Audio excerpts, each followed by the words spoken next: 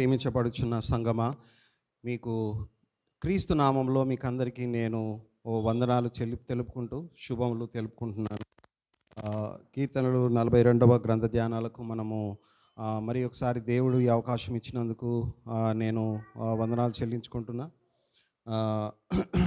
మరి కీర్తనలు 42వ ధ్యానాలలో మనము 4వ వచనంలో మనము ఉన్నాము.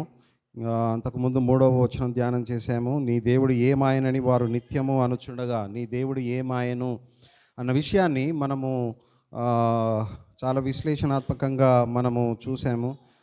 తర్వాత రాత్రింబగళ్ళు నా కన్నీళ్లు నాకు అన్నపానములాయను అన్న విషయం ఆలోచించాము. ఇప్పుడు 4వ వచనంకి మరి జనసమూహముతో పండుగ చేయుచున్న జనసమూహముతో తర్వాత పండుగ చేయుచున్న సమూహముతో నేను వెళ్ళిన సంగతిని సంతోషము కలిగి స్తోత్రములు చెల్లించుచు నేను దేవుని మందిరమునకు వారిని నడిపించిన సంగతిని జ్ఞాపకము చేసుకొనగా నా ప్రాణము నాలో కరిగిపోవచ్చున్నది. నేను నడిపించిన సంగతిని జ్ఞాపకము చేసుకొనగా అన్నప్పుడు ఆయన దేవుని మందిరములో లేడు, కానీ దేవుని మందిరకు వెళ్ళాలని ఎంతో తృష్ణగొని ఉన్నాడు. దేవుని మందిరములో లేడు కాబట్టి ఆ మందిరములోకి వెళ్ళాలని, ఆ మందిరములోనే ఉండాలని, ఆ మందిరముకు వెళ్ళడానికి ఎంత సంతోషంగా ఉన్నానని, తృష్ణగొని ఉన్నానని చూస్తూ ఉన్నాము. కానీ ఆ మందిరంలో ఉండే సందర్భం లేదు కాబట్టి అప్పుడు తను ఏమి చేస్తున్నాడు అంటే తన పూర్వపు విషయాలను జ్ఞప్తికి తెచ్చుకుంటున్నాడు. ఆ బయట వాళ్ళేమో నీ దేవుడు ఏమాయనని అంటే తనకు తానే అంతర్గతంగా నా దేవుడు నన్నేలా మరచిపోయాడు అన్న విషయం 9వ వచనంలో, కావున నీవేళ నన్ను మరచి ఉన్నావు.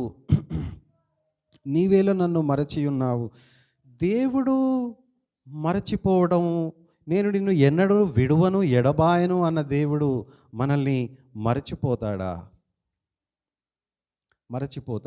మరి దేవుడు మర్చిపోవడం అంటూ జరగదు. కొంతకాలము దేవుడు నిన్ను నీలో ఉన్న భ్రష్టత్వం నీకు చూపించడానికి దేవుడు దూరంగా ఉండి చూస్తాడేమో, కానీ ఆయన ఎన్నడూ కూడా విడువడు ఎడబాయడు. అది ఆయన వాగ్దానము తన పిల్లలకి. కాబట్టి దేవుడు దూరంగా ఉన్నా మనం ఆ వాగ్దానాల మీద మనము ఉండాలి.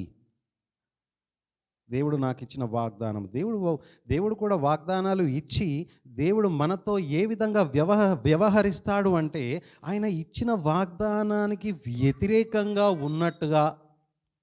అబ్రహాముకు నీకు కుమారులని, నీకు సంతానాన్ని అనుగ్రహిస్తా అని వాగ్దానము ఇచ్చిన తర్వాత ఇచ్చిన సంతానాన్నే మళ్ళా ఒక్క కుమారుని నాకు బలి అర్పించు అని అంటే వాగ్దానానికి వ్యతిరేకంగా లేదా?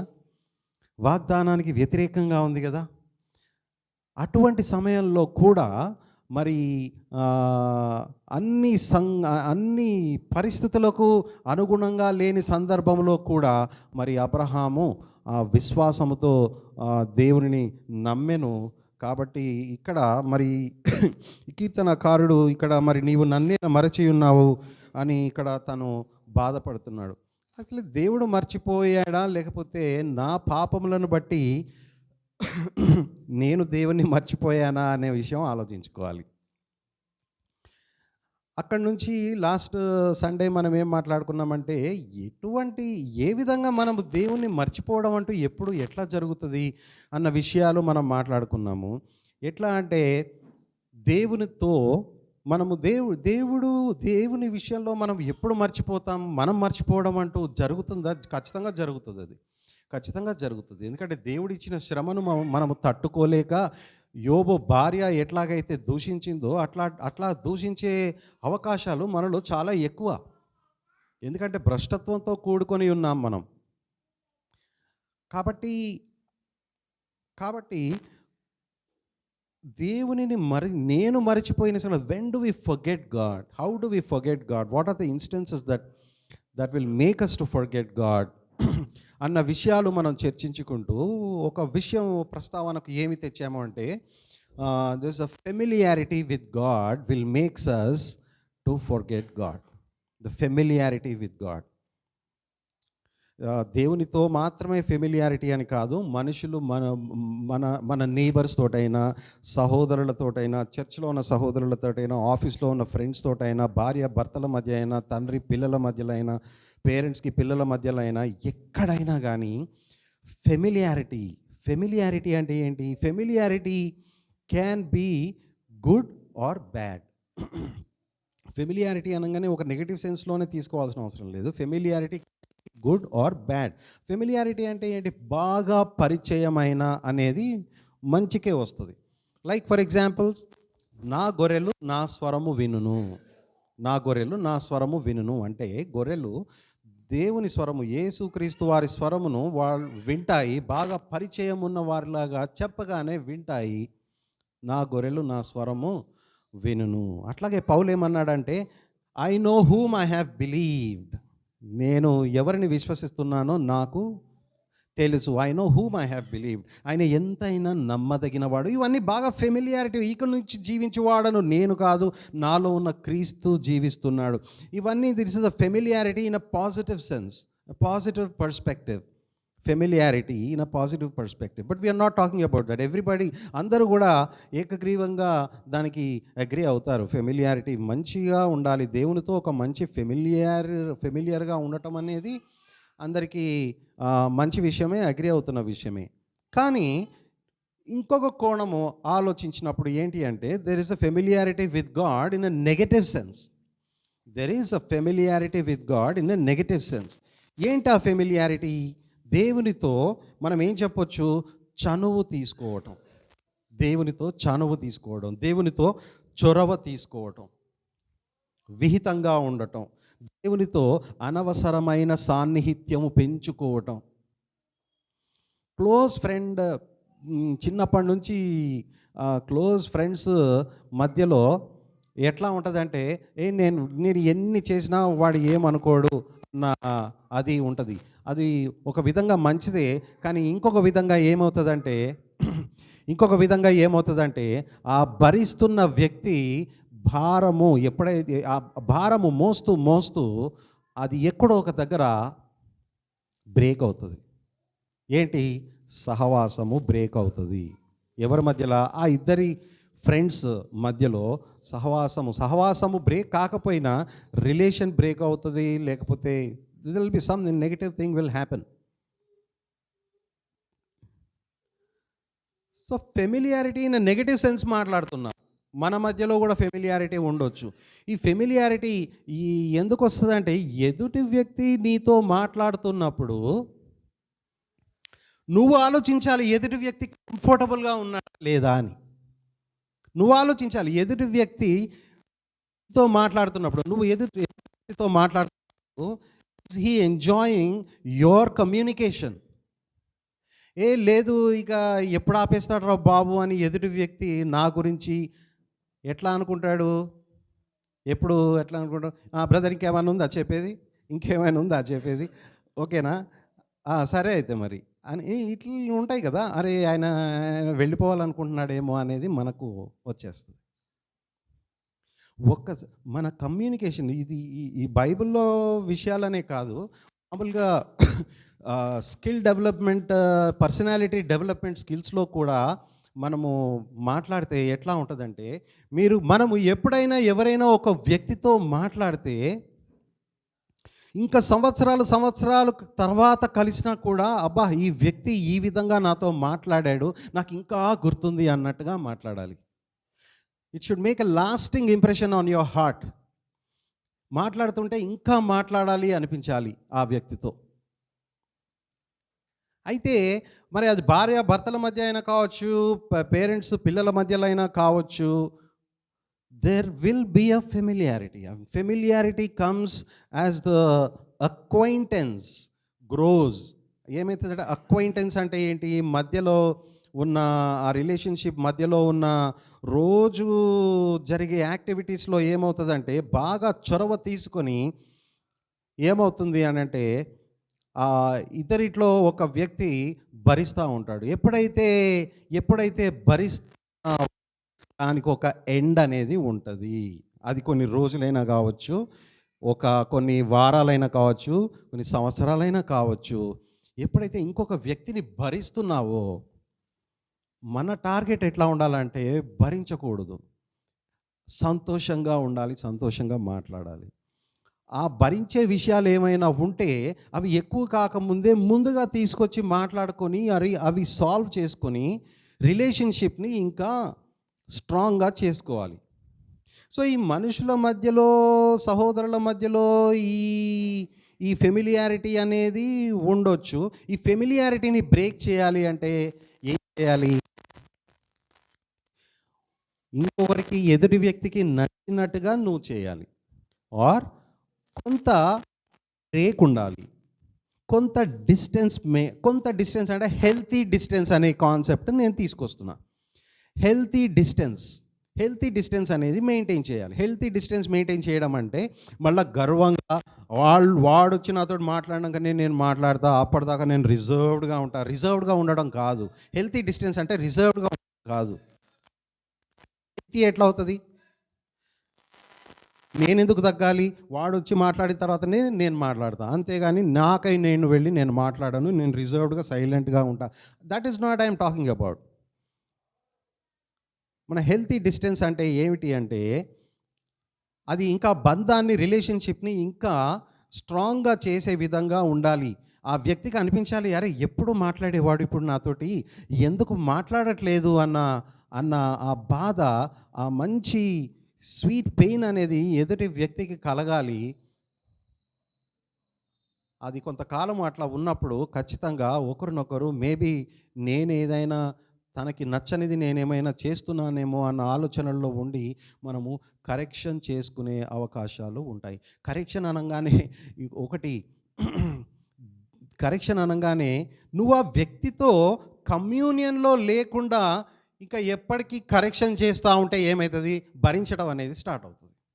ఫస్ట్ నువ్వు మాట్లాడే వ్యక్తితో కమ్యూనియన్‌లో ఉండాలి. కనెక్టివిటీ ఉండాలి. ఈ కమ్యూనియన్ లేకుండా నేను హెడ్ ఆఫ్ ద ఫ్యామిలీ, నా మాట జరుగుతుందా లేదా అని జస్ట్ ఊకే చెక్ చేసుకోవడం, కరెక్ట్ చేయడం. చెక్ చేసుకోవడం, కరెక్ట్ చేయడం. అంతేగాని పిల్లలకైనా, ఎవరికైనా మనకి నా పిల్లలు నా ఇంట్లో నా హెడ్‌షిప్ జరుగుతుందా అనేది చెక్ చేసుకోవడం. In fact family headship family headship ఎట్లా జరగాలి అనంటే, ఒక ఒ ఒ ఒ ఒక ఒక తండ్రి తన కుటుంబాన్ని ఎట్లా జరిగించాలి అంటే, ఒక లీడర్‌షిప్‌లో ఉన్న వ్యక్తి సర్వెంట్ రోల్ తీసుకోవాలి. బిబ్లికల్ మోడల్ ఏంటిదంటే సర్వెంట్ లీడర్‌షిప్ మోడల్. అంతేగాని డిమాండ్ చేసి, కమాండ్ చేసి నడిపించుకోవడం అని కాకుండా సర్వెంట్ లీడర్‌షిప్ మోడల్ అంటే ఏంటి? క్రీస్తు వారు he is a priest, prophet and king. అయినా గాని తన శిష్యుల పాదాలు కడిగారు. ఎందుకు కడిగారు? అందులో ఏమి నేర్పించారు శిష్యులకి? హ్యూమిలిటీ, తగ్గించుకోవడం నేర్పించారు. వాళ్ళకి తగ్గించుకోవడం నేర్పించే ముందు యేసుక్రీస్తు వారే తగ్గించుకున్నారు గదా! యేసుక్రీస్తు వారే తగ్గించుకున్నారు గదా! యేసుక్రీస్తు వారు తన్ను తాను రిక్తుడిగా చేసుకొని, తను తగ్గించుకొని తన శిష్యులను కూడా ఈ విధంగా ఒకరి పట్ల ఒకరికి భేదాభిప్రాయాలు వస్తాయి. కానీ మనం తగ్గించుకొని ఉండాలి అనేది యేసుక్రీస్తు వారు చెప్పిన మనకు మొట్టమొదటి పాఠం. సో ఫెమిలియారిటీని బ్రేక్ చేయాలి అంటే ఏంటిదంటే, ఈ ఎదుటి వ్యక్తిలో ఏమి మిస్ అవుతున్నామో, ఏది నచ్చుతుంది ఎదుటి వ్యక్తిలో అన్న విషయం మనం ఆలోచించాలి. తర్వాత దానికి సంబంధించి ఏదైనా హెల్తీ డిస్టెన్స్ అనేది కూడా మనము మెయింటైన్ చేయాలి. ఇదే హెల్తీ డిస్టెన్స్ అనేది దేవునికి ఎట్లా అప్లికేబుల్ అవుతుంది అన్న విషయం మాట్లాడదాం. ఇదే హెల్తీ డిస్టెన్స్ అనేది దేవునికి నాకు ఏ విధంగా అప్లికేబుల్ అవుతుంది? దేవునికి నాకు ఏ విధంగా అప్లికేబుల్ అవుతుంది? దేవునికి నాకు మధ్య డిస్టెన్స్ ఉండవలసిన అవసరత ఉందా అనే క్వెషన్స్ వచ్చాయి. అందుకే నేను ఈ సండే నేను చాలా ఎలాబరేట్‌గా ఇది మాట్లాడుతున్నా. Just to give a clarity of thought and clarity of expression. ఏంటిది అనంటే, దేవునికి మనకి మధ్య కావాల్సుకొని డిస్టెన్స్ ఉంచుకోవాలా? డిస్టెన్స్ ఉండకూడదు కదా, దేవునికి నాకు మధ్యలో ఎటువంటి డిస్టెన్స్ ఉండకూడదు కదా, దేవునికి నాకు మధ్యలో డిస్టెన్స్ ఉండకూడదు. మరి అప్పుడు డిస్టెన్స్ ఉండనప్పుడు నీ వ్యవహారము, నీ వ్యవహార శైలి ఎట్లుండాలి దేవునితో? నీ వ్యవహార శైలి ఎట్లుండాలి దేవునితో?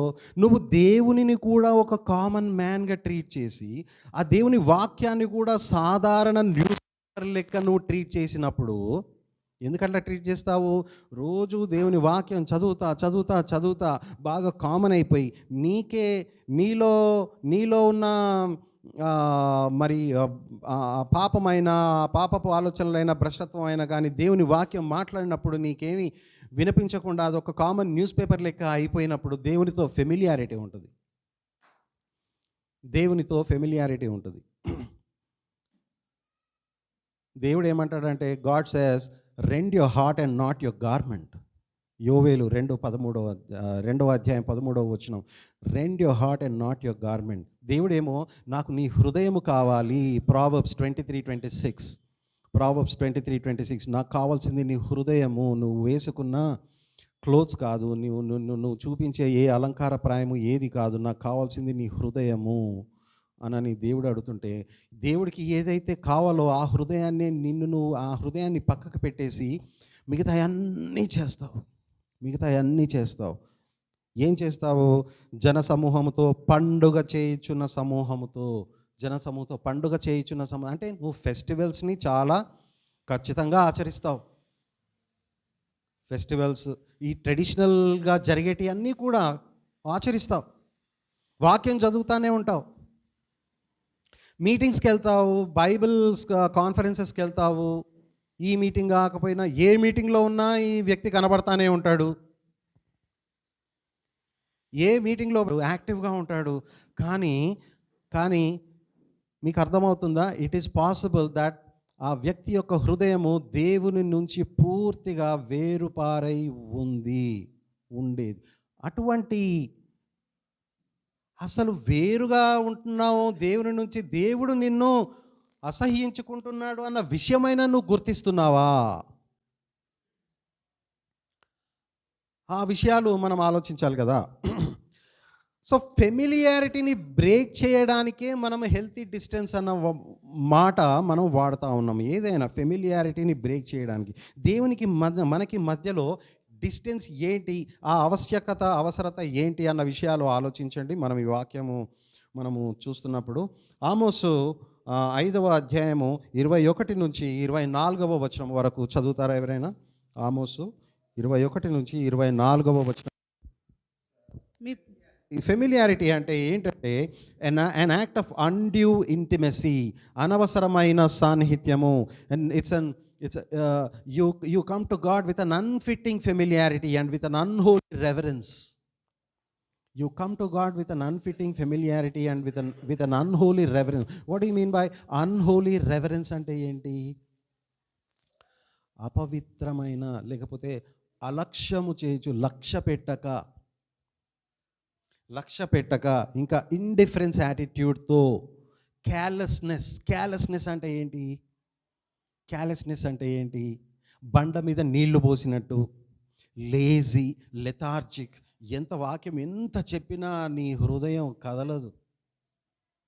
లెథార్జిక్గా ఉండటం, ఇండిఫరెంట్ యాటిట్యూడ్తో ఉండటం, ఫ్లిప్పెంట్ యాటిట్యూడ్తో ఉండటం. ఫ్లిప్పెంట్ యాటిట్యూడ్ అంటే కేర్లెస్నెస్. దేవుడు అన్నాడా అంటే అననీలే. అవును, దేవుడు అన్నాడు, కరెక్టే. లేదు, do not hurry in the presence of God. Be not rash with thy mouth in the presence of God అని అంటది వాక్యము. ఎందుకంటే for God is in heaven and you are on your earth.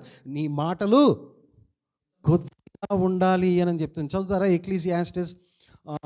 Ecclesiastes ఏమంటాము? ప్రసంగి 5వ అధ్యాయం 2వ వచనం చూస్తాం.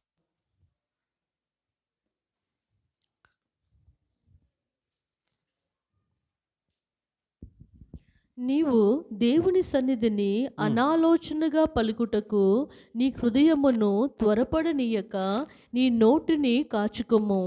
దేవుడు ఆకాశమందున్నాడు, నీవు భూమి మీద ఉన్నావు, కావున నీ మాటలు కొద్దిగా ఉండవలెను. అనాలోచితముగా పలకటం, అనాలోచితముగా పలకటము. నీవేమనుకుంటున్నావు? నేను బాగానే ఉన్నాను అనుకుంటున్నావు. అసలు నీ దేవుని సన్నిధిలో పూర్తిగా నువ్వు ఎంత దూరం ఉన్నావో కూడా నీకు తెలియని పరిస్థితి. నువ్వు అనుకుంటున్నావు నేను బాగానే ఉన్నా, కానీ నువ్వు బాగా లేవు. ఇప్పుడు కూడా అనుకుంటున్నావేమో ఈ వాక్యం నా గురించి కాదు, వేరేళ్ళ గురించి, నీ గురించే అనుకో, నీ గురించే అనుకో. ఆ బాధ నీకు బాధ అనిపిస్తే ఆ బాధ మంచిది, ఆ బాధ మంచిది. That is a healthy pain. మరి అనాలోచితముగా దేవుని be not rash with thy mouth. ర్యాష్గా రావద్దు దేవుని ప్రెసెన్స్లోకి. త్వరగా పాటలు పాడటం, త్వరగా వాక్యాలు చదవటం, ఇది అయిపోయింది అదే అయిపోయింది అని. నో. ఎట్లా దేవుని యొక్క వ్యక్తి అసలు హేస్టీగా తొందర పడకూడదు. అది ఎక్కడంటది ఆ వాక్యము? దేవుని యొక్క సేవకుడు హేస్టీగా ఉండకూడదు అన్న విషయం యెషయా 28వ అధ్యాయము 16వ వచనం చూడండి. యెషయా 28వ అధ్యాయము 16వ వచనం. ప్రభువగు యెహోవా ఇలాగు సెలవిచ్చుచున్నాడు, సియోనులో పునాదిగా రాతిని వేసిన వాడును నేనే. అది పరిశోధించబడిన రాయి, అమూల్యమైన తలరాయి, బహు స్థిరమైన పునాది అయిన మూలరాయి అయి ఉన్నది. విశ్వసించువాడు కలవరపడడు. ఇంగ్లీష్లో he will not be in haste అంటది. హేస్ట్ అంటే కలవరపడి తొందరపడటం అనేది ఉండదు. Irreverent speed of prayer. దేవుని సమక్షంలో, దేవుని సన్నిధిలో ఇర్రెవరెంట్ స్పీడ్లో గబగబా ర్యాష్గా తొందరగా ప్రార్థన చేయటము, లేకపోతే వాక్యము కూడా మననం చేస్తూ చదవటం, డైజెషన్ చేసుకుంటూ చదవటం కాకుండా ర్యాష్గా వాక్యం చదవటము, అన్హోలీ మేనర్స్, ఎట్లా పడితే అట్లా ప్రభు బలను సమీపించటం కూడా అయోగ్యముగా, అలక్ష్యముగా, ఇవన్నీ కూడా ఫెమిలియారిటీ విత్ గాడ్ నెగిటివ్ సెన్స్లో వస్తాయి. అలక్ష్యముగా ఉండే ఛాన్సెస్ ఉన్నాయి, అగౌరవంగా ఉండే ఛాన్సెస్ ఉన్నాయి. ఎందుకు? అప్పుడు ఏం చేయాలి? దేవుడిని దేవుని ప్లేస్లోనే ఉంచాలి, నేను నా ప్లేస్లో ఉండాలి. ఆయన ఆకాశమందు ఉన్నాడు, నేను భూమి మీద ఉన్నాను. నా మాటలు కొద్దిగా ఉండాలి. భయం నాకు. నువ్వు భయపడవా? Do you not tremble, do you not be fearful at my words అని మరి దేవుడు అంటున్నాడు. మరి అటువంటి ఆ భయము నువ్వు దేవునిని ఒక కామన్ మ్యాన్గా చేయకు. దేవుని వాక్యాన్ని అలక్ష్యం చేయకూడదు. దేవుని ప్లేస్లోనే ఉంచడము, that is the healthy distance. You are not saying that we should be in unity. మనము దేవుని సంఘము క్రీస్తుతో ఎప్పటికీ ఏకమై ఉండాలి. వారు నేను ఏకమై, నీవు నేను ఏకమైనట్టుగా వారు కూడా మనతో ఏకంగా ఉండాలి అని క్రీస్తు వారు యోహాను 17వ అధ్యాయంలో ప్రార్థన చేశారు. ఆ ఏకం అనేది ఉండాలి. That is a good familiarity in a good perspective. But what I'm talking about is a familiarity with God in a negative perspective. Do not provoke me with your sins. Do not provoke me with your sins. నా సన్నిధిలోకి ర్యాష్గా వస్తావు, నా సన్నిధిలోకి ర్యాష్గా Bible చదువుతావు. నేనంటే, నా వాక్యం అంటే నీకు అలక్ష్యమైపోయింది, నిర్లక్ష్యమైపోయింది. అప్పుడు ఫెమిలియారిటీ అయినప్పుడు, అంతకుముందు ఫస్ట్ టైం దేవుడు నీ అప్రోచ్ అయినప్పుడు నువ్వు ఎంత బాధపడ్డావు? అంతకుముందు నువ్వు అన్యుడిగా ఉండే, క్రైస్తవేతరుడిగా ఉండే, లేకపోతే క్రైస్తవుడు అయినా కానీ నామకార్థ క్రైస్తవుడుగా ఉండేనేమో. కానీ అక్కడి నుంచి నీ జీవితం మారిపోయినప్పుడు, నువ్వు వాక్యం విన్నప్పుడు, నీ ఫస్ట్ రోజు నువ్వు వాక్యం విన్నప్పుడు దేవుడి గురించి నువ్వు ఎంత ఏడ్చుకుంటూ వచ్చావు. దేవా, నన్ను ఈ నరకం నుండి నన్ను ఎవరు రక్షిస్తారు అని పరిగెట్టుకుంటూ ఎలా వచ్చావు దేవుడి దగ్గరికి. ఆ ప్రేమ ఇప్పుడు లేదే. అందుకే కదా ఈ కీర్తనకారుడు, నేను దేవుని మందిరమునకు వారిని నడిపించిన సంగతి జ్ఞాపకము చేసుకొనగా, అంటే ఆయన దేవునితో దూరంగా ఉన్నప్పుడు, దేవుడు నన్ను మర్చిపోయాడు అని చెప్పిన, మరి నీవేళ నన్ను మరచి ఉన్నావు అని మళ్ళీ దేవుని దగ్గరికే వస్తూ ఏమంటున్నాడంటే, తన పూర్వపు విషయాలని జ్ఞాపకం తీసుకొస్తున్నాడు. వాక్యము కూడా అదే చెప్తుంది కదా. సరే, అంతకుముందు మనం ఒక వాక్యము చదువుదాం. ఆమోసు 5వ అధ్యాయము 21 నుంచి 24 వరకు. 24. మీ పండుగ దినములను నేను అసహించుకొనుచున్నాను, వాటిని నీచముగా ఎంచుచున్నాను. మీ మీ వ్రత దినములలో కలుగు వాసనను నేను ఆగ్రాణింపనొల్లను. నాకు దహన పలులను నైవేద్యములను మీరు అర్పించినను నేను వాటిని అంగీకరింపను. సమాధాన బలులుగా మీరు అర్పించు క్రొవ్విన పశువులను నేను చూడను. మీ పాటల ధ్వని నా యొద్ద నుండి తొలగనీయుడి. మీ స్వరమండలముల నాదము వినుట నాకు మనస్సు లేదు. Is this not possible with us? ఇది ఎవరి గురించో అనుకో, నా గురించే ఆలోచించుకో. ఈ వాక్యాన్ని చదువుతున్నప్పుడు నా గురించే ఆలోచించాలి. ఈ వాక్యం చదువుతున్నప్పుడు ఏమంటున్నాడు? మీ పండుగ దినంలో నేను అసహ్యించుకున్నాను. అంటే నేను పండుగలు ఆచరిస్తూ ఉన్నాను, కానీ దేవుడు దానిని అసహ్యించుకుంటున్నాడు. నేను మాత్రము ఆచరిస్తున్నాను. పబ్లిక్ చూస్తే ఏమవుతుంది? అన్నీ కరెక్ట్గా చేస్తున్నాడు ఈయన అని పబ్లిక్ అనుకుంటున్నారు. దేవుడు మాత్రం అట్లా అనుకోవట్లేదు. God still has a complaint on you. What is that complaint? We will see. So ఇక్కడ ఏమంటారు? మీ పండుగ దినములు నేను అసహ్యించుకున్న ఈ పదజాలం చూడండి. నేను అసహ్యించుకొనుచున్నాను, నీచముగా ఎంచుచున్నాను. ఏంటిది? వాటిని నీచముగా ఎంచుతున్నాను.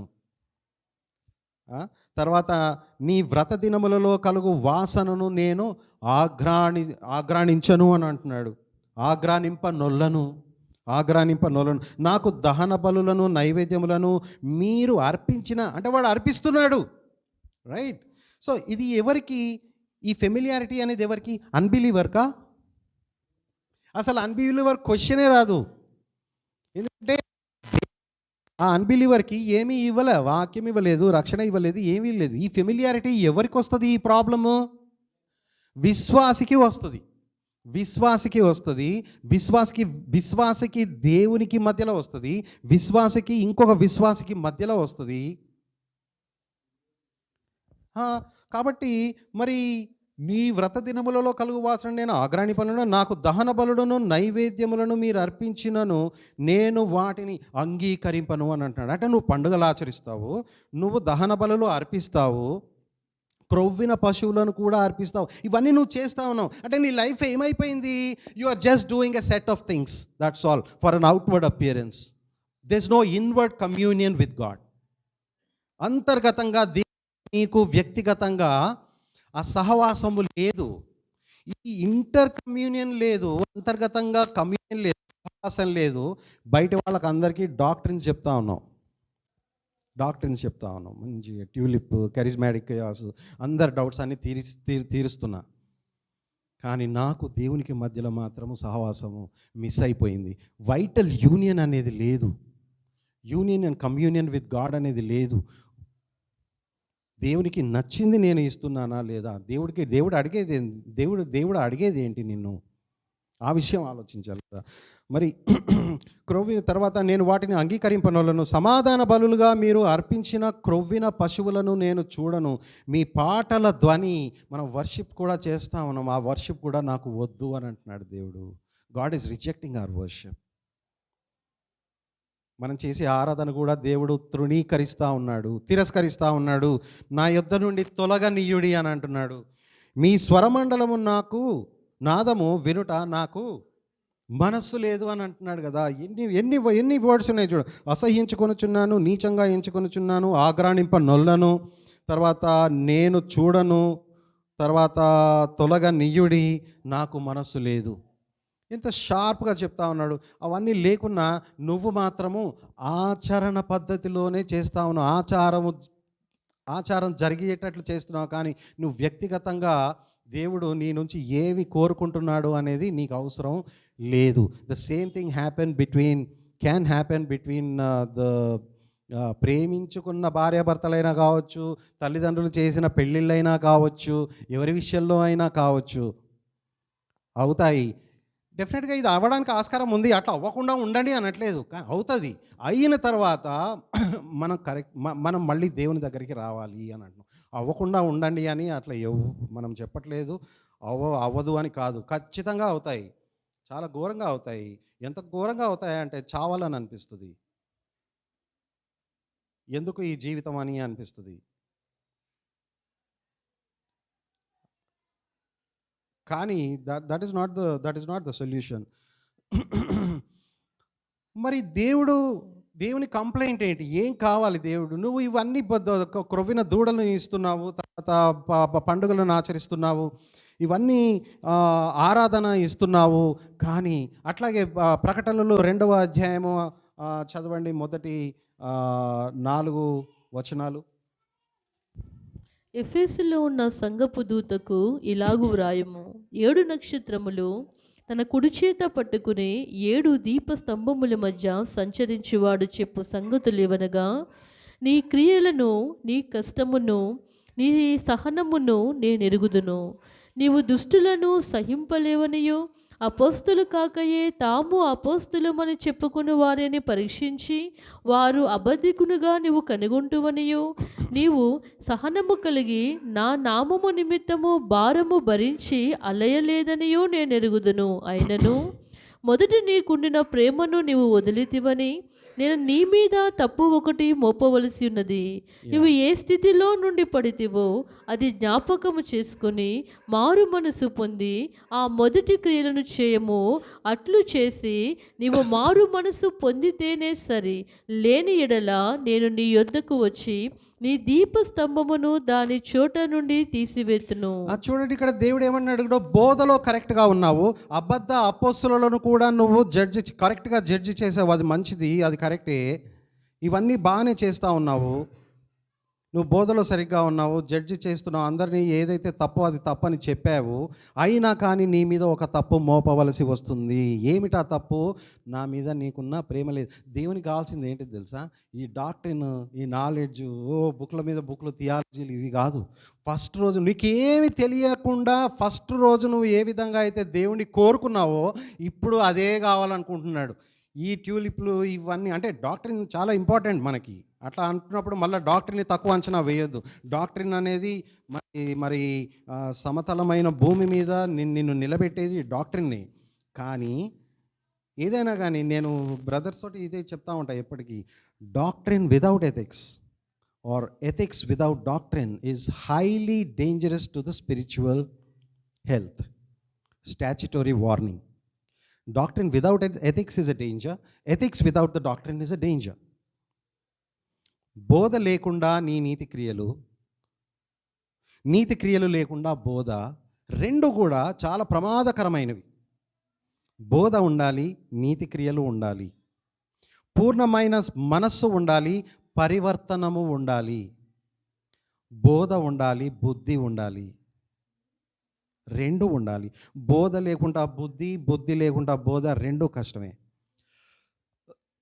అయినా నువ్వు అన్నీ చేస్తున్నావు అని అంటున్నాడు. నువ్వు వాక్యంలో వాళ్ళని కరెక్ట్గానే తప్పని చెప్పావు, ఓకే, ఇవన్నీ బాగానే ఉన్నాయి. కానీ ఆయన ఇంకా నీకు ఒక తప్పు మోపవలసి వస్తుంది. ఏంటి?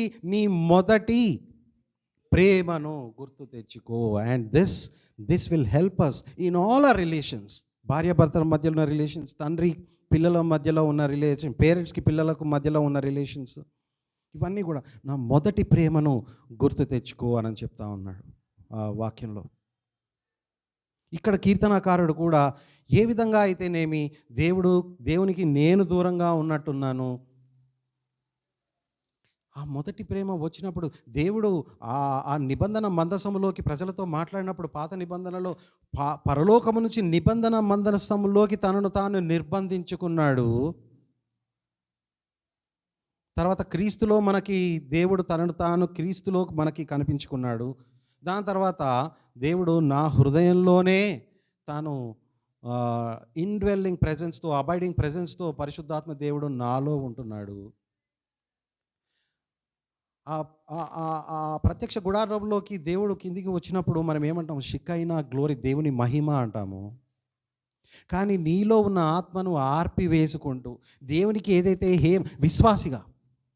నువ్వు విశ్వాసిగా ఉండి చీకటిలో నడుస్తూ ఉన్నప్పుడు, చీకటిలో నడవటం అంటే స్విచ్ బంద్ చేసి నడవటం కాదు. చీకటిలో నడవటం అంటే ఏంటి?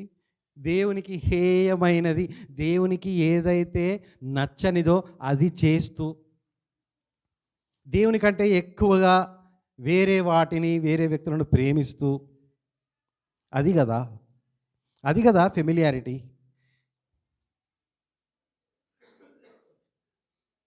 ఆ ఫెమిలియారిటీ ఉండకూడదు. దేవుని చోటనే ఉంచాలి. దేవునిని నీ నీకు నీకు ఈక్వల్గా నువ్వు దేవునిని ఎప్పుడు కూడా తగ్గించకూడదు. దేవుని చోట ఉండాలి. నేను భూమి మీద ఉన్నవాడిని, నేను నా చోటనే ఉండాలి. That is a healthy distance.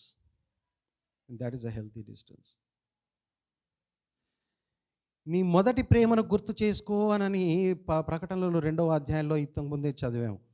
ఇక్కడ కీర్తనకారుడు కూడా నేను ఇంతకుముందు దేవుని మందిరముకు వెళ్ళే ఆ ఆనందాన్ని తలుచుకుంటూ నా హృదయం కరిగిపోయింది అని ఏడుస్తూ ఉన్నాడు. ఇప్పుడు హెబ్రీయులకు రాసిన పత్రిక 10వ అధ్యాయంలో మరి ఆ యొక్క రచించిన ఆ వ్యక్తి ఏమంటున్నాడు? హెబ్రీయులకు రాసిన 10వ అధ్యాయము 32వ వచనము 33వ వచనం చూడండి. అక్కడ ఏమంటున్నాడు? అయితే మీరు వెలిగింపబడిన మీదట శ్రమలతో కూడిన గొప్ప పోరాటము సహించిన పూర్వదినములు జ్ఞాపకం చేసుకుని దినములను జ్ఞాపకం చేసుకో అని అంటున్నాడు కదా ఇక్కడ హెబ్రీయులలో కూడా. నీ పూర్వ దినములు అంటే నీ రిలేషన్షిప్, ఏ రిలేషన్షిప్ అయినా బాగలేనప్పుడు ఫస్ట్ డే మీరు ఎలా ఉన్నారు అదే కంటిన్యూ అవ్వాలి. Familiarity always breeds contentions.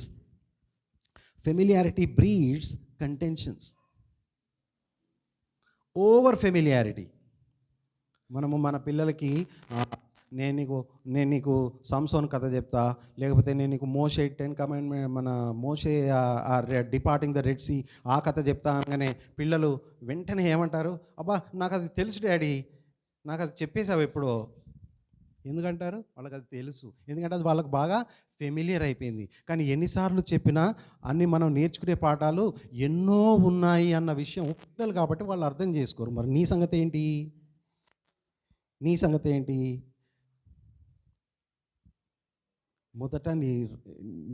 మొదట ఆయన నీతిని, దేవుని రాజ్యమును వెతకడి, తర్వాత నీకు కావాల్సినవన్నీ దేవుడు నీకు అనుగ్రహిస్తాడు అన్న విషయము నా మైండ్ బ్లో అయిపోయింది నేను ఫస్ట్ చదివినప్పుడు. ఇప్పుడు ఏమవుతుంది? ఎట్లా పడితే అట్లా కోట్ చేస్తానే ఉంటా, ఎందుకంటే నాకు బాగా ఫెమిలియారిటీ అయిపోయింది. లేదు ఈ రోజుకు కూడా నాకు ఆ వచనము నాకు అక్కడి నుంచి కనపడాలి. ఆ వచనంలో ఎన్నో తాత్పర్యాలు ఉన్నాయి. నాకు రోజుకొక మీనింగ్తో ఆ వచనం నాకు దేవుడు అనుగ్రహించాడు. అందులో నేను ఆనందిస్తా, అందులో నా ఆనందం ఉండాలి. మరి మనము ఇంకొన్ని విషయాలు చూద్దాము. ఏదైనా వాక్యం ఇంకా చెప్పానా నేను? 33, 34 రెండు చదవమన్నారు సిస్టర్. హెబ్రీ 10, 32, 33 రెండు చదవమన్నారు. చదవండి సిస్టర్. ఒక విధముగా చూచితే మీరు నిందలను బాధలను అనుభవించుట చేత 10 మందిలో ఆరడిపడితిరి. మరి ఒక విధముగా చూచితే వాటి అనుభవించిన వారితో పాలివారులైతిరి. ఒకప్పుడు పూర్వమందు వాటిని ఆ కష్టాలు అనుభవించిన వారితో పాలివారు అయిపోయారు. కానీ ఇప్పుడు మాత్రము నీవు ఏం చేస్తున్నావు? ఇప్పుడు మాత్రము నీకు కాంప్లెసెన్సీ అనే వర్డ్ విన్నారా? కాంప్లెసెన్సీ అంటే ఏంటి? నీకు ఉన్న వాటితో ఇంకా చాలు. ఇది కాంప్లెసెంట్ అంటే ఆ జీల్ లేదు, ఆ ప్యాషన్ లేదు, కాంప్లెసెంట్గా అయిపోయావు. ఎందుకు కాంప్లెసెంట్గా అయిపోయావు అంటే నీకు కొదువ లేదు కాబట్టి. అందుకే కొదువలోనే, శ్రమలోనే నీ యొక్క విశ్వాసము బయటపడుతుంది. కాంప్లెసెన్సీ అంటే ఏంటి అంటే నాకు ఉన్నది చాలు అన్నప్పుడు ఏం చేస్తాడు దేవుడు? నీకు ఆ ఉన్నది కూడా తీసేస్తాడు. నీకు ఆ ఉన్నది చాలు అని నువ్వు అనుకుంటున్నావు, దేవుడు ఏం చేస్తాడు? నీకు ఆ ఉన్నది కూడా తీసేస్తాడు. ఇప్పుడు ప్రకటనలో 2వ అధ్యాయంలో అదే కదా చదువుతా. ఏమన్నాడు? మీరు రిపెంట్ అవ్వండి. మీరు రిపెంట్ అవ్వకపోతే నీ ల్యాంప్ స్టాండ్ని నేను తీసేస్తా అని అంటున్నాడు కదా. ఈ ల్యాంప్ స్టాండ్ని నేను తీసేస్తా అన్నాడు. ఫెమిలియారిటీ అనేది ఆలోచించండి. అది మీరు కొత్తగా వింటున్నారో లేకపోతే మరి ఇవి ఇటువంటి అనుభవాలు ఉన్నాయో మరి నాకు తెలియదు. కానీ అన్ని విషయాలు మనం ఆలోచించాలి. ఇంకొకటి మనం వాక్యం చదువుదాము. లూకా 7వ అధ్యాయము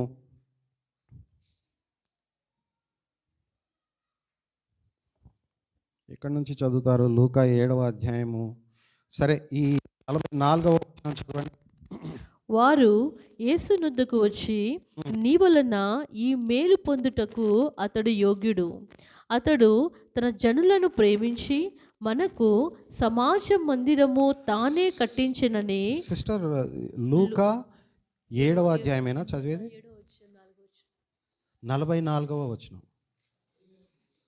లూకా 44వ వచనం. ఆ స్త్రీ వైపు తిరిగి సీమోనుతో ఇట్లనెను, ఈ స్త్రీని చూచుచున్నావే, నేను నీ ఇంటిలోనికి రాగా నీవు నా పాదములకు నీలియలేదు గాని ఈమె తన కన్నీళ్లతో నా పాదములు తుడిపి తన తల వెంట్రుకలతో తుడిచెను. నీవు నన్ను ముద్దు పెట్టుకున్న లేదు గాని నేను లోపలికి వచ్చినప్పటి నుండి ఈమె నా పాదములు ముద్దు పెట్టుకునుట మానలేదు. నీవు నూనెతో నా తల అంటలేదు గాని ఈమె నా పాదములకు అత్తరు పూసెను.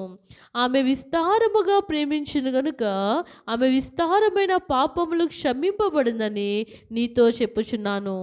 ఎవనికి కొంచెముగా క్షమింపబడినో వాడు కొంచెముగా ప్రేమించునని చెప్పి, నీ పాపములు క్షమింపబడి ఉన్నవి అని ఆమెతో అనెను. అప్పుడు ఆయనతో కూడా భోజన పంక్తిని కూర్చుండిన వారు పాపములు క్షమించుచున్న ఇతడెవడని తమలో తాము అనుకొనసాగిరి. అందుకాయన, నీ విశ్వాసము నిన్ను రక్షించెను, సమాధానము గల దానివై వెళ్ళుమని ఆ స్త్రీతో చెప్పెను. ఈ వచనం మనం ఇప్పుడు కొత్తగా చదివేదేం కాదు. కీర్తన 40లో కూడా మనం ఇది చదువుకున్నాం, గుర్తుందా? యూదా విషయంలో ఈ విషయం అలబాస్టర్ బాక్స్, పర్ఫ్యూమ్ సెంట్ అనేది మనం చాలా డీటెయిల్గా మనం చదువుకున్నాము. ఇక్కడికి వచ్చినప్పుడు ఇక్కడ ఎవరు ఈ పరిసయుడు? ఎవరు? చాలా రిలీజియస్ వ్యక్తి, ఎవరో అన్యుడు కాదు. ఇక్కడ ఏ వచనంలో? ఇది 36వ వచనం చూడండి. పరిసయ్యులలో ఒకడు తనతో కూడా భోజనము చేయవలనని అడిగాను. ఎవరిని అడిగాను? యేసుని అడిగాను. పరిసయ్యులలో ఒకడు తనతో కూడా భోజనము చేయవలనని ఆయనను అడిగాను. ఆయన ఆ పరిసయ్యుని ఇంటికి వెళ్ళాడు. So he's not an irreligious person. He's a Pharisee of a religious guy, and he's inviting Jesus for a lunch. And ఆ రోజులలో ఇన్వైట్ చేసినప్పుడు మనకి ఇప్పుడు కార్లు అవి ఇవి ఏమీ లేవు. పాదయాత్ర చేస్తూ వెళ్ళిపోవాలి కదా, నడుస్తూ ఉండాలి. మరి నడిచినప్పుడు కాళ్ళకు దుమ్ము పడుతుంది కాబట్టి ఇంటికి వెళ్ళినప్పుడు, గెస్ట్ ఇంటికి వెళ్ళినప్పుడు ఆ యొక్క ఓనర్ ఏం చేయాలి? మర్యాద చేయాలి కదా. మర్యాద చేయడం అంటే కాళ్ళు కడుక్కోండి అని నీళ్ళు ఇవ్వాలి, ఇన్వైట్ చేయాలి, సంతోషంతో ఇన్వైట్ చేయాలి. అవన్నీ నువ్వు నాకు చేయలేదు అని కంప్లైంట్ ఇస్తున్నాడు కదా దేవుడు ఇక్కడ. God is complaining. And this is why. ఎందుకు ఆ పరిసయుడు ఇవ్వలేదు? ఫెమిలియారిటీ. ఎందుకు ఆ పరిసయుడు ఇవ్వలేదు? మన 39లో ఆయనను పిలిచిన పరిసయుడు అది చూచి, ఆయనను కాదు, ఆయనను పిలిచిన పరిసయుడు అది చూచి, ఈయన ప్రవక్త అయిన ఎడల తను ముట్టుకొనిన ఈ స్త్రీ ఎవతయో ఎటువంటిదో ఎరిగి ఉండును, ఇది పాపాత్మురాలు అని తనలో తాను అనుకొనెను. అందుకు యేసు, సీమోను, నీతో ఒక మాట చెప్పవాలని అనుకుంటున్నా అని అతనితో అనగా, అతడు బోధకుడా చెప్పమనెను. ఓకే, సో అప్పుడు ఏమైంది మరి? ఫస్ట్ రోజు దేవునిని కలిసినప్పుడు ఆ పరిసయుడు భోజనానికి ఇంటికి రమ్మని ఎందుకు పిలిచాడు అంటే, అంతకుముందు కూడా కలిసే ఉంటాడు కదా, అంతకుముందు కూడా క్రీస్తు వారు చేసిన కార్యాలన్నీ చూసే ఉంటాడు కదా. చూసినప్పుడు అప్పుడు అవన్నీ he coveted the lord's presence like anything.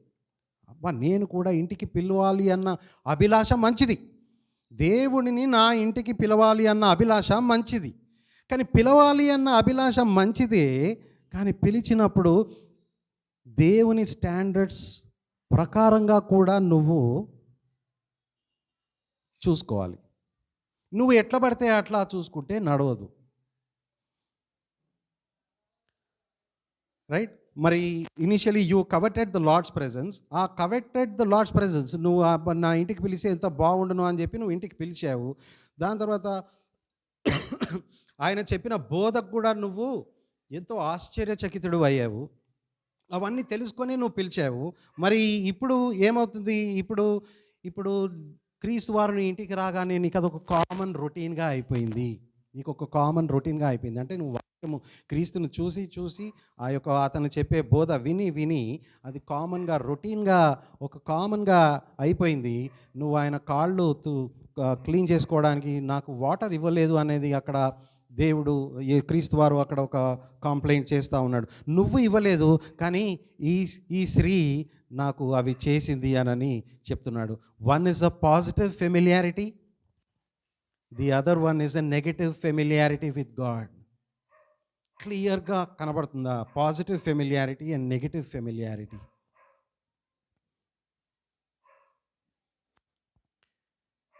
ఇక్కడ పరిసయ్యుడు దేవునిని పరిసయ్యుడికి క్రీస్తుకు మధ్యలో ఏముంది? ఫెమిలియారిటీ ఉంది. ఆ డిస్టెన్స్ ఉంచాలి అంటే ఏమిటి అంటే దేవునిని దేవునిగానే చూడట్లేదు, దేవునిని ఒక కామన్ మ్యాన్గా చేస్తూ ఉన్నాడు. ఓకే, కానీ ఆ స్త్రీ మాత్రము he maintained a quiet reverence. తనకి ఇన్విటేషన్ లేకున్నా ఆ స్త్రీ వచ్చింది.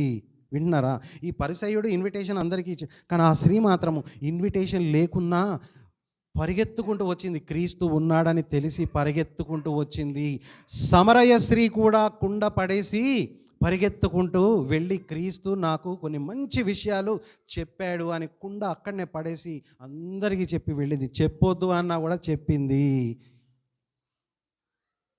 Is this not a positive familiarity with God which is expected? కానీ ఆ స్త్రీ she maintained a quiet reverence and uninvited గెస్ట్గా వచ్చింది. దాని తర్వాత she had a godly sense of ఆశ్చర్యచకితురాలైంది. తర్వాత she has a majestic sense of wonder and she gave honour to whom honour is due. ఎవరికైతే గౌరవము ఇవ్వాలో వాళ్ళకి గౌరవము ఇచ్చింది. ఏదైతే కొదువుగా ఉందో, ఏది కొదువుగా, అది క్రీస్తు వారికి ఏదైతే అనిపించో, క్రీస్తు వారు వచ్చారు కానీ ఎవరు కూడా ఆయనకి మినిస్టరింగ్ ఎవరు చేయట్లేదు. నేను చేస్తా అని తను వెళ్ళి మినిస్టర్ చేస్తూ ఉన్నది. ఆ పరిసయ్యుడు ఇంటికి పిలిచిన ఓనర్ చేసేది ఈమె చేస్తూ ఉంది. అది మనము గుర్తించాలి. మరి ఇదే పిలవాలి, దేవుడు నా ఇంటికి రావాలి, క్రీస్తును పిలవటం అనేది నీ అభిలాషే అయితే, ఇదే కోవకు చెందిన మరి దావీదు విషయంలో ఏమైంది? నిబంధన మందసాన్ని తీసుకురావాలి. తను రాజుగా ఉన్నప్పుడు నేను లెబానోను సీడార్తో చేసిన ఈ రాజభవనంలో నేను ఉన్నాను, కానీ నా దేవుని మందసం మాత్రము ఎక్కడో ఉంది. మరి అక్కడి నుంచి నేను నా మందసాన్ని తెచ్చుకుంటానని చెప్పి ఆ అభిలాష మంచిదే, ఆ కోరిక మంచిదే. దేవుని నా దావీదు పురమునకు తీసుకొస్తా అన్న అభిలాష మంచిదే, కానీ దాన్ని కరెక్ట్గా దేవునికి తగిన రీతిలో డేవిడ్ అది చేయలే. ఏం చేయలేదు దేవునికి తగిన రీతిలో? 2వ సమూయేలు కాదు, ఏం చేయలేదు చెప్పండి. మొదటి దినవృత్తాంతములు 13వ అధ్యాయము 1వ వచనం చదవండి.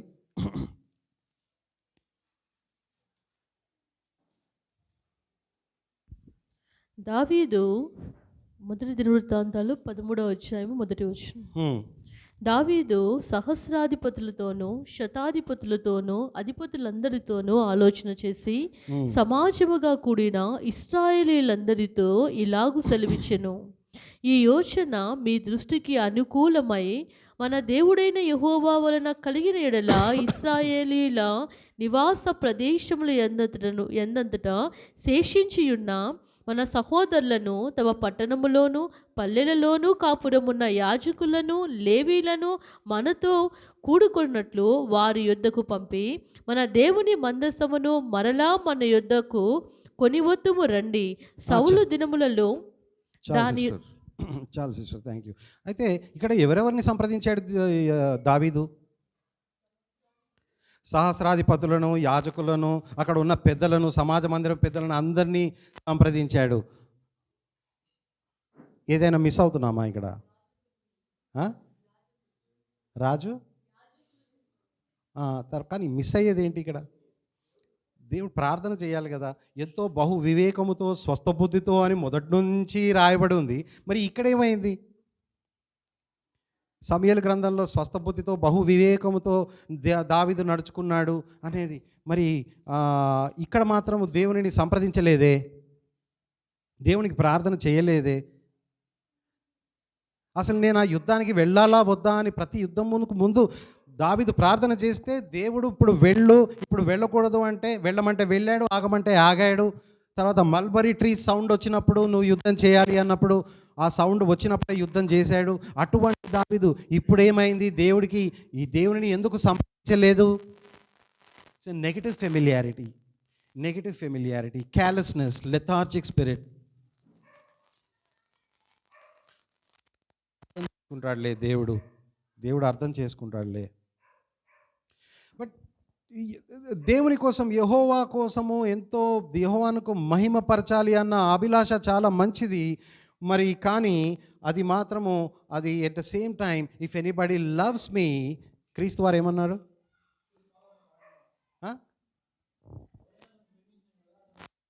నా ఆజ్ఞను గైకొనాలి. యోహాను 14:15 if anybody loves me he will keep my commandments. Appointed channels నుంచి రావాలి. ప్రేమ, విశ్వాసము, నిరీక్షణ వీటన్నిటిలో కూడా ప్రేమ ఎంతో విలువైనది, ముఖ్యమైనది. ఆ ప్రేమ ఉండడం మంచిది. ఆ ప్రేమ కూడా it should be a regulated principle of worship that should be acceptable to God. దేవుడు యాక్సెప్ట్ చేయాలి ఆ వర్షిప్ని, ఆ ఆరాధనని. నువ్వు నిబంధన తీసుకురావడం, నాట్యంతో ఆడుకుంటూ తీసుకొచ్చాడు నిబంధనని, చాలా మంచిది. తను మర్చిపోయి, రాజుననే విషయం మర్చిపోయి ఎంతో నాట్యంతో తీసుకొచ్చాడు నిబంధన మందసాన్ని. కానీ మిస్ అయింది ఏంటి? దేవునికి ఏది నచ్చుతుందో అది కనుక్కోకుండా తీసుకొస్తా ఉన్నాడు. Familiarity in a negative sense. సరే, ఆ మందసము ఎవరి దగ్గర ఉంది ఇన్ని సంవత్సరాలు? అన్యుల ఉంది. అబినాదాబు కుమారుడు ఎవరు? ఉజ్జా. 20 సంవత్సరాలు ఆ మందసాన్ని చూసుకుంటూనే ఉన్నాడు, తిరుగుతూనే. మందసం చుట్టే ఆయన జీవనం సాగింది. ఎవరి జీవనము? ఉజ్జా జీవనము మందసము చుట్టే సాగింది. కానీ ఆయనకు తెలియదు మందసాన్ని తాను ముట్టుకోకూడదు, కోహతీయులే ముట్టుకోవాలి అన్న విషయము తెలీదే. ఫస్ట్ దావీదు ఫెమిలియర్గా ఉన్నాడు దేవుడితో నెగిటివ్గా, ఉజ్జా కూడా ఫెమిలియర్గా ఉన్నాడు. ఎవరైనా ఏదైతే ఏంది అక్కడ ఏమనుకున్నాడు? ఉజ్జా ఏమనుకున్నాడు? మందసం కింద పడిపోతే ఉజ్జా మైండ్లో ఉన్న ఆలోచన ఏంటి? పడిపోతే అంటే దాన్ని ఒక విగ్రహం కింద చేసేసాడు. నేను వెళ్ళి కాపాడుతా, నేను ఆ విగ్రహాన్ని మోస్తా అని. దేవుడే మనల్ని మోస్తాడు. పడిపోతే నా అవసరం దేవునికి లేదు అన్న విషయం ఆలోచించలేదు. అది జస్ట్ కేవలంగా ఆ దేవుని యొక్క ప్రెజెన్స్ని, ఆ షికైనా గ్లోరీని ఒక విగ్రహానికి తక్కువ చేశాడు. దేవునిని ఒక కామన్ మ్యాన్గా తక్కువ చేయొద్దు. అట్లా చేసి చూసినప్పుడు నువ్వు నెగిటివ్ ఫెమిలియారిటీ తీసుకుంటావు. సో మందసము ఎక్కడ కింద పడిపోతుందో అని చెప్పి డైరెక్ట్గా చేయితో ముట్టుకుంటాడు. కానీ దేవుని ఆజ్ఞ ఏమిటి? డైరెక్ట్గా ఎవరు కూడా చేయితో ఈవెన్ కోహతైట్స్ కూడా డైరెక్ట్గా మందసాన్ని ముట్టకూడదు. కోహతైట్స్ ఏమిటి? ఆ మందసానికి ముందు వెనక కర్రలు ఉంటాయి, ఆ కర్రలోనే ముట్టుకోవాలి. కానీ మందసాన్ని ముట్టుకునే అర్హత ఎవరికి లేదు. ఉజ్జా వెళ్ళి ముట్టుకున్నాడు. ఆ మందసం గురించి 20 సంవత్సరాలు మందసం చుట్టూ తన జీవనం సాగించినా దాన్ని మందసంని ఎలా ట్రీట్ చేయాలో, అంటే profanely treating the divine things.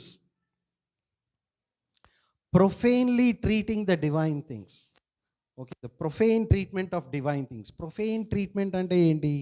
నేను ఏమి చేసినా యాక్సెప్ట్ చేస్తాడు దేవుడు. నేదాబ్ అండ్ అబీహు, అబీహు, అహరోను కుమారుడు, దే స్ట్రేంజ్ ఫైర్, అన్యాగ్నిని ఇచ్చాడు. ఒక్క నిమిషంలో దేవుడు వారిని కాల్చి చంపేశాడు. అన్యాగ్ని ఏదైనా సరిపోతుందిలే, దేవుడు యాక్సెప్ట్ చేయడు. ఎక్సోడస్ 25:40 మరి దేవుడు చెప్పాడు ఆ మందసమును ఏ విధంగా హ్యాండిల్ చేయాలి అని. సంఖ్యాకాండము 4వ అధ్యాయము 5, 6, 15 వచనాలలో కూడా చెప్పాడు. అది ఏ విధంగా మందసమును మరి ఎంత ఖచ్చితంగా మందసమును ఏ విధంగా హ్యాండిల్ చేయాలి అన్న విషయము. కాబట్టి అయితే ఆ ఫిలిస్తీయుల దగ్గర మందసము ఉన్నది, మరి ఫిలిస్తీయులు కూడా ఎత్తుకొని పోయారు కదా. ఫిలిస్తీయులకు ఎందుకు గుజ్జానే ఎందుకు ఫిలిస్తీన్ ఎందుకు చంపలే? అర్థమవుతుందా? క్వశ్చన్ అర్థమవుతుందా? అందరూ వినాలి. బోర్ కొట్టిస్తున్నానేమో కానీ మీరు ఇది వినండి. ఉజ్జా మందసాన్ని ముట్టుకోగానే దేవుడు చంపేశాడు. 20 సంవత్సరములు ఫిలిస్తీయుల దగ్గర అక్కడ ఉన్నప్పుడు వాళ్ళు మందసాన్ని ఎట్లా పడితే అట్లా ముట్టుకొని ఉంటారు, కానీ వాళ్ళని ఏమనలేదే. దేవుడు వాళ్ళని ఏమనలేదు, ఉజ్జాని మాత్రం ఎందుకు చంపేశాడు? ఉజ్జాకి బాగా తెలిస్తే ఏం చేశాడు? దేవుణ్ణి నిర్లక్ష్యం చేశాడు, అలక్ష్యం చేశాడు. నిర్లక్ష్యం చేసి అలక్ష్యం చేసి బాగా దేవుడు వాక్యము ఎవరికి ఇచ్చాడు? విశ్వాసికి ఇచ్చాడు. వాళ్ళకి ఇవ్వలేదు. కాబట్టి దేవుడు వారి గురించి ఏం పట్టించుకోవట్లేదు. కానీ ఉజ్జాకి తెలుసుకోవాలి. దావీదుకు తెలుసు.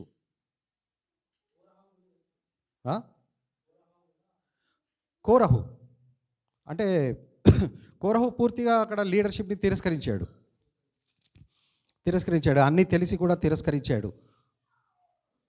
ఫెమిలియారిటీ.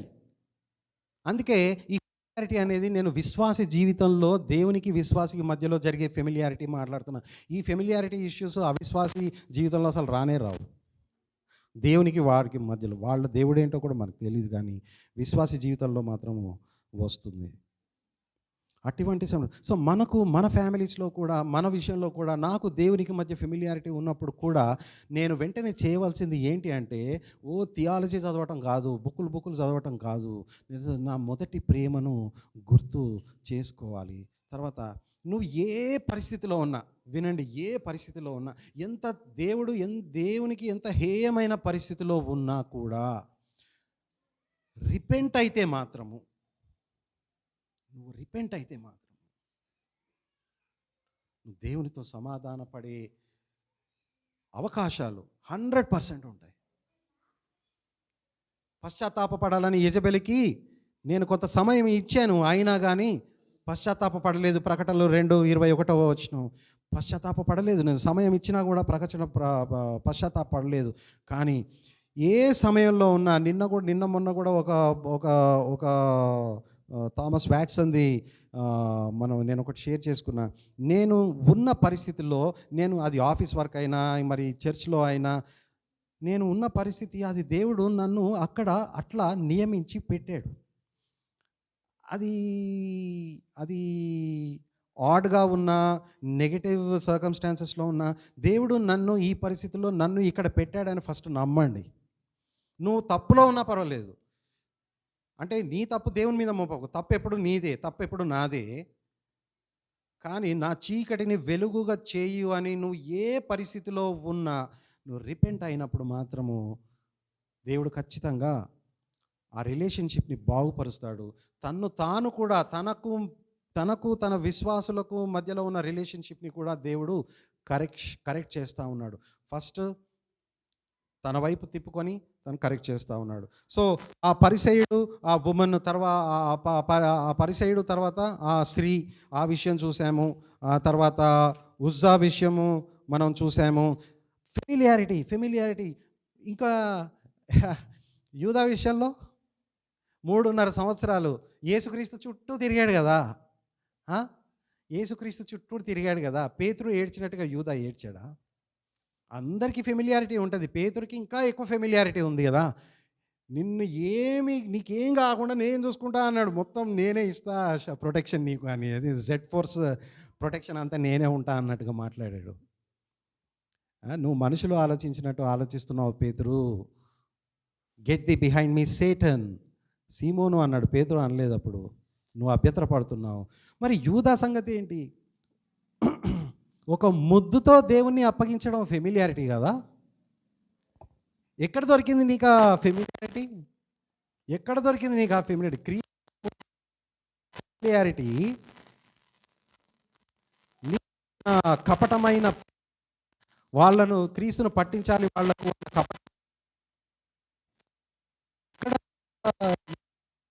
మూడున్నర సంవత్సరాలు ఆ ఫెమిలియారిటీ తెచ్చుకున్నావు. ఒక ముద్దుతో నువ్వు అప్పగించావు. కాబట్టి అటువంటి ఫెమిలియారిటీ మనకు ఉండకూడదు. అంటే హెల్తీ డిస్టెన్స్ ఏంటి? దేవునికి నాకు మధ్యలో హెల్తీ డిస్టెన్స్ ఏంటి మరి? దేవుని పరిధిలోనే ఉంచాలి. దేవునిని నా ప్లాట్ఫామ్, నా లెవెల్కి నేను దించకూడదు. నేను కిందనే ఉండాలి. యోహాను అన్నట్టుగా నేను డిక్రీజ్ అవ్వాలి, ఆయన హెచ్చింపబడాలి. అది హెల్తీ డిస్టెన్స్ అన్న విషయం అది. సో ఇట్లాగే మరి మనకి ఇంకా కొన్ని విషయాలు ఉన్నవి. అందరూ ఈ ఫెమిలియారిటీలో కూడా మత్తయి 13వ అధ్యాయము 54 నుంచి 58వ వచనం వరకు చదవండి. యేసుక్రీస్తు తన చుట్టూ ఉన్న వాళ్ళు కూడా ఏ విధంగా ఫెమిలియారిటీ ఉన్నదో అన్న విషయం ఆలోచించాలి. 13 మత్తయి 13:54 నుంచి 58 వరకు. అందువలన వారు ఆశ్చర్యపడి, ఈ జ్ఞానమును ఈ అద్భుతములను ఇతనికి ఎక్కడి నుండి వచ్చినవి? ఇతడు వడ్లవాని కుమారుడు కాడా? ఇతని తల్లి పేరు మరియ కాదా? యాకోబు, యోసేపు, సీమోను, యూదా వారు అతని సహోదరులు కాదా? అతని సహోదరి మనలందరూ మనతోనే ఉన్నారు కాదా? ఇతనికి ఈ కార్యములన్నీ ఎక్కడి నుండి వచ్చినని చెప్పుకొని ఆయన విషయమై అభ్యంతరపడిరి. This is again negative familiarity. అయితే యేసు ప్రవక్త తన దేశములోను ఇంటను తప్ప మరి ఎక్కడనైనను ఘనహీనుడు కాడని వారితో చెప్పెను. This is one other instance wear negative familiarity is found. గానే మనము చూడాలి, ఒక చేయకూడదు అనే విషయం మనం ఆలోచించాలి. అట్లాగే ఇంకొక 2 పాయింట్స్ నేను చెప్పి ముగిస్తాను. హలో విశ్వాస విషయంలో కూడా ఇంకా నెగటివ్ ఫెమిలియారిటీ ఏ విధంగా వస్తుందంటే, హెడ్ క్రిస్టియానిటీ అంటే ఏంటి? బాగా థియలాజికల్ బుక్స్ బాగా చదువుకోవడం, ఇంటలెక్చువల్ ఇన్ఫర్మేషన్, హెడ్ నాలెడ్జ్ తెచ్చుకోవడం. కానీ ఈ యొక్క ఏదైతే విన్నామో చదివామో అది మన క్రియల ద్వారా చూపెట్టకుండా ఉండటం. మళ్ళీ చూస్తే ఈ రోజు ప్రతి సండే లేకపోతే during the week service for the lord అన్న దాని మీదనే, సర్వీస్ ఫర్ ద లార్డ్, నేను దేవుని సేవ చేస్తున్నానని చెప్పి నువ్వు ఇక్కడికి వెళ్తావు, ఆ గుడి నిర్మాణంలో ఉంటావేమో, లేకపోతే ఈ సంఘానికి వెళ్తావు, ఈ బిజీగా తిరగటం కానీ నీకు వ్యక్తిగతమైన సహవాసము, దేవునికి నీకు వ్యక్తిగతమైన సహవాసము లేకుండా దేవుని పిల్లలతోటే నువ్వు బిజీ బాడీగా ఉండిపోయాడు. Do not become a busybody అంటుంది కదా. But suffer as a Christian, but do not become a busybody అని చెప్తుంది వాక్యము యాకోబులో. Do not become a busybody అని అంటుంది. ఆ బిజీ బాడీ అంటే లేదు, నేను దేవుని సేవలోనే కదా బ్రదర్ నేను ఉండేది, నేను ఆఫీస్ వర్క్ కాదు కదా. దేవుని సేవలోనే ఉండేది. దేవుని సేవలో నువ్వు వండుకుంటూ కూడా God is not interested in your service. That is the second thing. God can get his work done by anybody. నేను కాకపోతే ఇంకొకరు. నేను always remember this, we are nothing. నేను కాకపోతే ఇంకొకరు. God does not require my service as a primary requirement కాదు. నా service అనేది సెకండరీ. మరి ప్రైమరీ రిక్వైర్మెంట్ ఏంటి చెప్పండి? ప్రైమరీ రిక్వైర్మెంట్ ఏంటి? To see the kingdom of God. ఇంకా కమ్యూనియన్ విత్ గాడ్. నా వ్యక్తిగతంగా దేవునికి నేను సహవాసము కలిగి ఉండాలి. అదేంటి? నిన్ను వలె నువ్వు పొరుగువానిని ప్రేమించాలి కదా అని చెప్తుంది కదా. మరి నేను వేరే క్రైస్తవ సహోదరులతో బిజీగా మీటింగ్స్ తిరగటం ఎట్లా తప్పవుతుంది? తప్ప కాదా అది? అది సెకండ్ ప్రయారిటీ. నువ్వు ఇంకొక సహోదరుని కాపాడాలంటే ఫస్ట్ నువ్వు బండ మీద నిలబడాలి. ఫస్ట్ నువ్వు బండ మీద నిలబడి చెయ్యి అంది కింద ఉన్నవాడికి చెయ్యి అందించి నువ్వు గుంజాలి, నువ్వు లాగాలి, నువ్వు బండ మీదకి లాగాలి. ఆ లాగుతున్నప్పుడు వాడే చేయి పట్టుకొని నిన్ను లాగాడు అనుకో బండ నుంచి నీళ్ళకి, నిన్ను లాగితే ఎట్లా? నువ్వు బండ మీద నిలబడ్డాడు, నువ్వు పడకూడదు కదా. సమతలమైన భూమి అని చెప్పుకుంటావు కదా, సమతలమైన భూమి మీద నేను నిలబడుతున్నా అని చెప్పుకుంటూ దేవుడు నా బండ మీద నన్ను నా కాళ్ళు నిలవబెట్టాడు అని చెప్పుకున్నాడువి, వాడేదో లాగి దారా పోదాం అనగానే నువ్వు పడిపోతే ఎట్లా? పడిపోకుండా ఉండాలి అంటే బోధ, ఖచ్చితమైన బోధ కరెక్ట్గా ఉండాలి. మరి ఆ వ్యక్తిగతంగా ప్రైమరీ రిక్వైర్మెంట్, దానికి వాక్యం సపోర్ట్ ఏంటి? అవును, నిన్ను వలే నీ పొరుగువానిని ప్రేమించు, కానీ ఫస్ట్ నువ్వు రక్షించబడాలి. నువ్వు రక్షించబడిన తర్వాత ఇంకొకరిని take heed to your self అని అంటుంది కదా బైబిల్.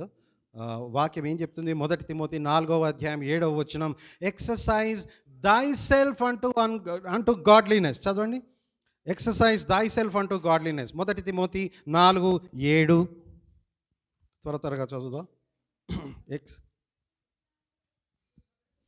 1 తిమోతి 4:7 అపవిత్రమైన మనస్సు ముసలమ్మ ముచ్చట్లను విసర్జించి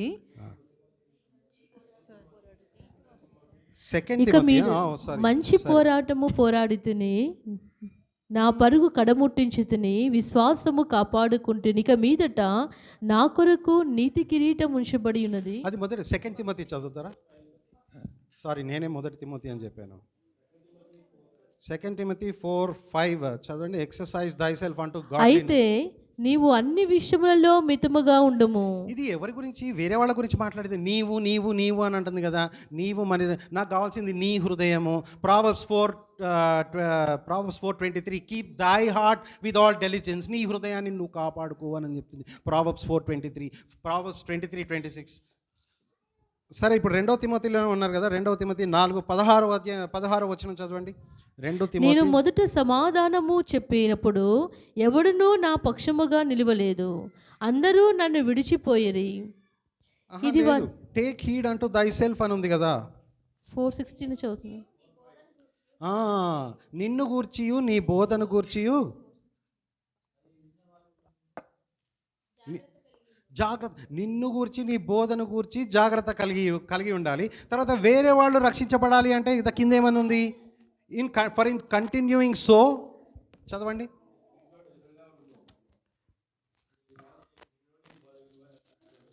మళ్ళీ చదవ, మైక్లో చదవరా. నీ బోధన గూర్చి జాగ్రత్త కలిగి ఉండుము, వీటిలో నిలకడగా ఉండుము. నీవిలాగు చేసి నిన్నును నీ బోధ వినువారును రక్షించుకొందువు. నువ్వు నిలకడగా ఉండాలి. నువ్వు ఇట్లా ఉంటే నువ్వు ఎవరికైతే చెప్తున్నావో వారు రక్షింపబడతారు. ఫస్ట్ నువ్వు నిలకడగా ఉండాలి అని చెప్తుంది. నువ్వు నిలకడగా లేకుండా, నీ ఫ్యామిలీలో నువ్వు దేవునితో సహవాసం లేకుండా, ఫ్యామిలీ చిల్డ్రన్ తోటి ఫెలోషిప్ లేకుండా, ఫ్యామిలీ ప్రేయర్ లేకుండా, ఇక గవర్నింగ్ చేస్తూ ఉంటావు మొత్తం అడ్మినిస్ట్రేషన్, అది ఎట్లా కుదురుతుంది? First fellowship with God is very important. Take heed అంటూ thyself, exercise thyself అంటూ గాడ్లీనెస్. అట్లాగే 5:22 కీప్ దై సెల్ఫ్ ప్యూర్. పవిత్రంగా ఉండు, నీవు పవిత్రంగా ఉండు. కీప్ దై సెల్ఫ్ ప్యూర్ అంటుంది 5:22.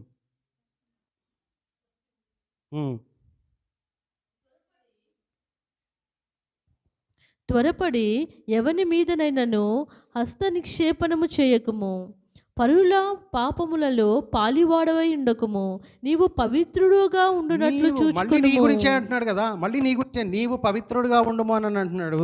మరి 2 తిమోతి 2:15 మళ్ళీ నీ గురించే ఏం చెప్తున్నాడు? దేవుని ఎదుట యోగ్యునిగాను, సిగ్గుపడనక్కరలేని పనివానిగాను, సత్యవాక్యమును సరిగా ఉపదేశించువానిగాను నిన్ను నీవే దేవునికి కనుపరుచుకొనుటకు జాగ్రత్త పడుము. మళ్ళీ నీవే దేవుని ఎదుట కనపరచుటకు జాగ్రత్త పడము. నిన్ను నువ్వు పవిత్రపరచుకో. ముందు నీవు కరెక్ట్గా ఉండాలి కదా. ముందు నీవు కరెక్ట్గా ఉండి నీ పిల్లలు, నీ కుటుంబము, నీ సంఘము, ఇవన్నీ కూడా బిల్డప్ అవుతాయి. ముందు నీకు దేవునికి మధ్య సహవాసమే లేదు, మిగతా అన్నీ నువ్వు ఎట్లా ఆశపడతావు? వేరే వాళ్ళు కూడా నీ మాట వినాలని ఎట్లా ఆశపడతావు?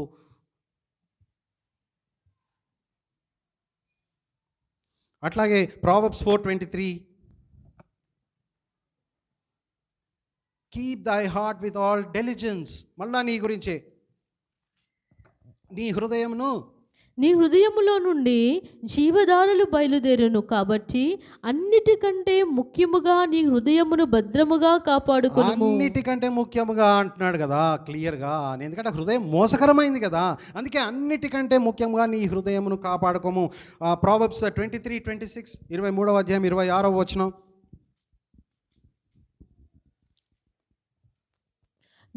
నా కుమారుడా, నీ హృదయము నాకిమ్ము, నా మార్గములు నీ కన్నులకు ఇంపుగా ఉండనిమ్ము. నీ హృదయం నాకిమ్ము అని అంటున్నాడు. నువ్వు చేసే సర్వీసెస్ కాదు, అది తర్వాత నువ్వు ఇచ్చే సర్వీసెస్ కాదు. తర్వాత లూకా 10:40 వచ్చిన మేరీ మార్తా విషయాల గురించి ఆలోచించారా? మార్తా మార్తా, నువ్వు ఎన్నో విషయాల గురించి ఆలోచిస్తూ ఉన్నావు. Mary has chosen that good part, Mary has chosen that good part. అది చదువుతారా? లూకా 10వ అధ్యాయము 40వ వచనం చూస్తారా?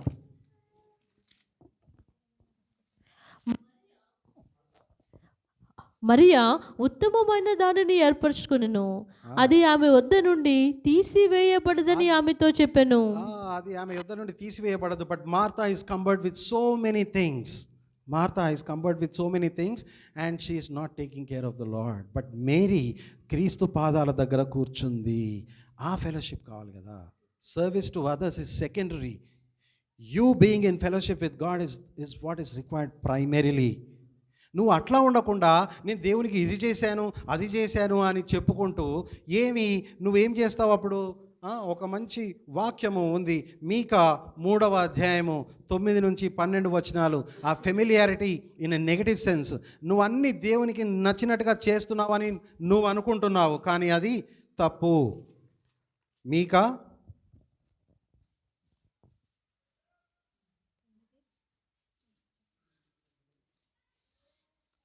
3వ అధ్యాయము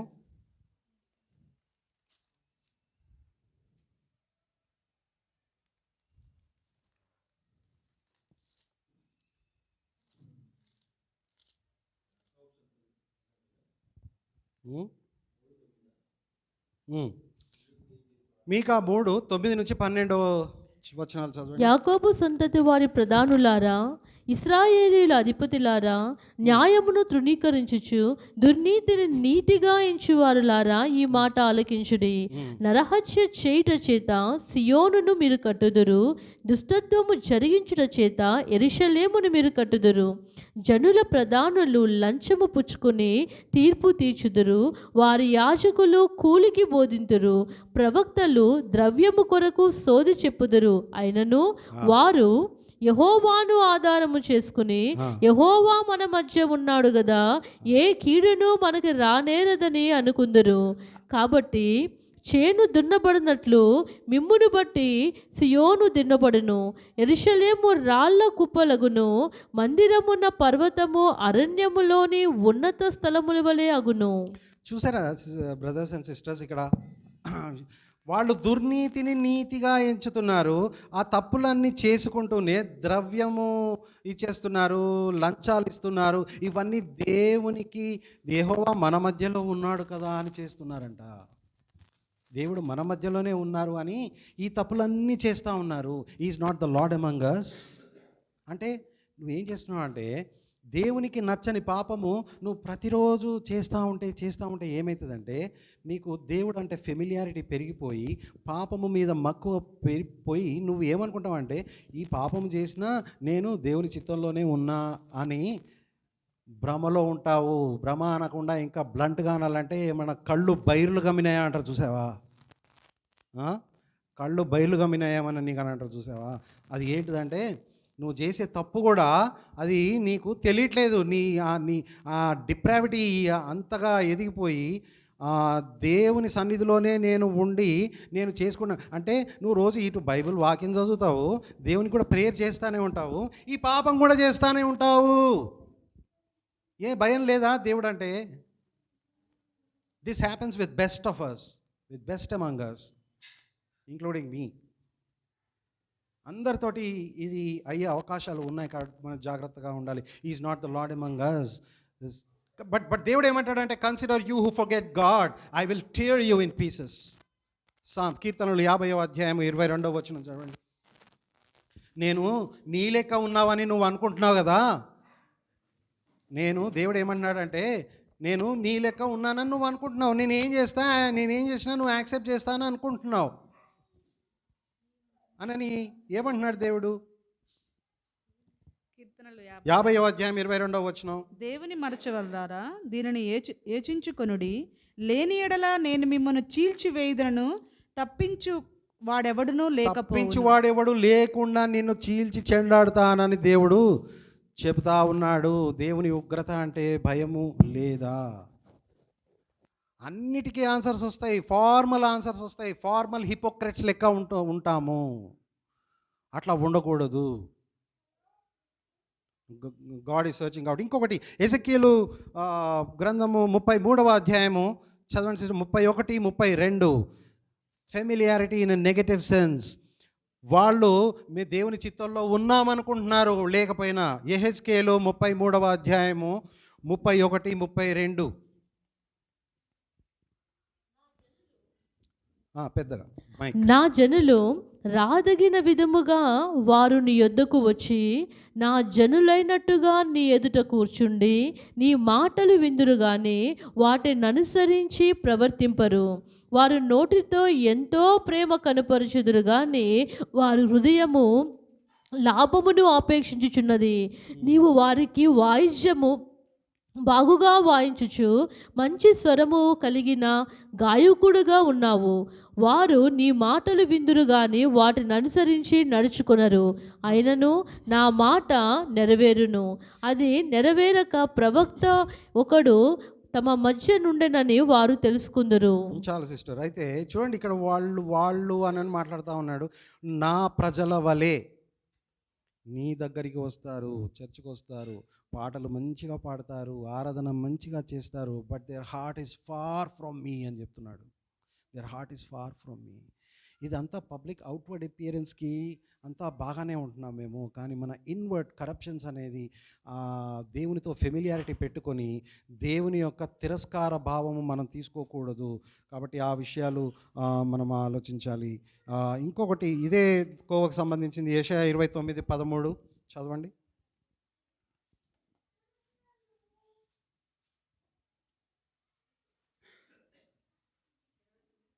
29:13.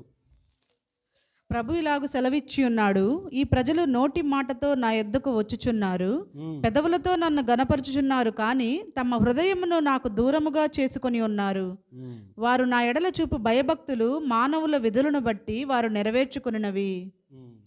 సిస్టర్, అయితే నేను ముగిస్తాను కొన్ని 2 విషయాలు చెప్పి. ఇది మనం ప్రతి ఒక్కరము మన విషయంగా ఆలోచించుకోవాలి, మనల్ని మనం విశ్లేషించుకోవాలి. వాక్య పరిధిలో నేను దేవునికి ఇష్టడనై ఉన్నానా అన్న విషయాలు మనం తెలుసుకోవాలి. ఏమవుతుందంటే, నేను దేవుని చిత్తం, నువ్వు తప్పులు చేసుకుంటూ దేవుడు నా వైపు ఉన్నాడని మాత్రం నువ్వు అనుకుంటే మాత్రం చాలా పొరపాటు పడతావు. అప్పుడు ఏమవుతుందంటే, నీలో ఉన్న పరిశుద్ధాత్మను నువ్వు దుఃఖపరుస్తున్నావు. నువ్వు మొదటి రోజు నీ మొదటి ప్రేమ దేవుడికి చూపించినప్పుడు దేవుని యొక్క పరిశుద్ధాత్మ దేవుడు నీలో జీవిస్తూ ఉన్నప్పుడు షిక్కైనా గ్లోరీ అని మనము ఎలాగైతే అనుకున్నామో, ఇప్పుడు నీ తప్పిదముల చేత is not the lord among us, యెహోవా మన మధ్యలో లేడా అని చెప్పి నేను చేసిన దుర్నీతి అంతా నీతిగా ఎంచుకొని, నేను చేసిన పాపముల ద్వారా కూడా ఫెమిలియారిటీ తెచ్చుకొని ఉన్నప్పుడు ఏమవుతుందంటే, అది నా నుంచి ఏమవుతుంది, పరిశుద్ధాత్మ దేవుడు దుఃఖపడి ఇకబోధ్ అనే మాట విన్నారా ఎప్పుడైనా? ఇకబోధ్. దేవుడు తన యొక్క ప్రత్యక్షతను మందసంలోకి వచ్చినప్పుడు షికైనా గ్లోరీ అని అంటాం, మన దేవుని మహిమ వచ్చింది అని అంటాము. ఎప్పుడైతే దేవుడు బాధపడి, వీళ్ళు చేస్తున్న హేయక్రియలని చూసి బాధపడి ఎప్పుడైతే దేవుడు వెళ్ళిపోతాడో, the spirit of the Lord has departed. దేవుని దేవుని యొక్క పరిశుద్ధాత్మ దేవుడు, the spirit of the Lord is departed, but the church will continue without the spirit of the Lord. Do we really want to have that? Do we really want to have that? ఈ church audience, ఈ theology, Bible reading, ఇవన్నీ అట్లాగే ఉంటాయి. But the spirit of the Lord may be departed. దేవుని పరిశుద్ధాత్మ దేవుడు ఇక బోధని చెప్పి మనము అట్లా వెళ్ళగొడతామా? దేవుని యొక్క ఆత్మను బాధ పెట్టి, నాలో ఉన్న ఆత్మను తృణీకరించి బాధ పెట్టి, అప్పుడు దేవుని యొక్క ఆత్మ ఇకబోదని వెళ్ళిపోయినప్పుడు ఇట్లాగే చర్చ్ ఇంకా కంటిన్యూ అవ్వచ్చేమో, కానీ దేవుని ఆత్మ మనలో ఇంకా క్షోభ పడతానే ఉంటుంది. ఆత్మను ఆర్పకుడి, నీలో ఉన్న ఆత్మను, దేవుని ఆత్మను దుఃఖ పెట్టకుడి. దేవుని consider that God is in the heaven and I'm on the earth. And నా మాటలు కొద్దిగా ఉండాలి. కాబట్టి దేవునికి నాకు మధ్యలో కూడా హెల్తీ డిస్టెన్స్ అనేది ఉండాలి అన్న విషయము, చిన్న వాక్యం చిన్నగా ప్రార్థన చేసుకుంటున్నాం. కృపా సత్య సంపన్నుడు అయిన మా పరలోకపు తండ్రి, పరిశుద్ధత గల దేవ, మీ ఘనమైన నామమున వందనాలు చెల్లించుకుంటూ ఉన్నాం. మీరు ఇచ్చిన ఈ వాక్యమును బట్టి తండ్రి, మేము తండ్రి వినవారమే కాకుండా అది చేయువారంగా ఉండేటట్లు మీకు ఇష్టలుగా తండ్రి మమ్మల్ని ఉంచుకోమని, మాలో ఉన్న తప్పిదములను క్షమించమని, ఫెమిలియర్గా తండ్రి మీతో ఉండకుండా ప్రభువా తండ్రి మీతో ప్రభువా మీకు ఇష్టలుగా ఉండేటట్లు మాకు సహాయం చేయమని